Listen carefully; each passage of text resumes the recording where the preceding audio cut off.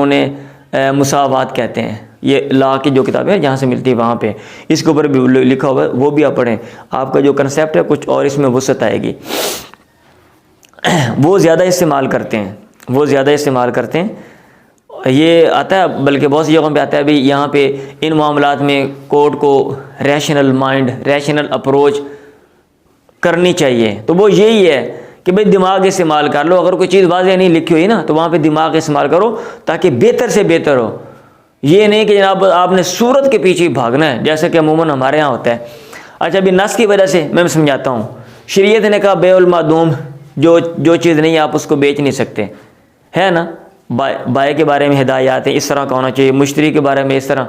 अब ये नहीं कि कमरे को ख़रीद लो, वो ऐसे मबी के बारे में फ़लाँ चीज़ आप नहीं, फ़लाँ चीज़ आप बेच नहीं सकते, ख़रीद नहीं सकते। और फ़लाँ चीज़ जिसका वजूद नहीं, आप वो बेउल मादूम, बेव हबलिल हबला नहीं पड़ा हुआ।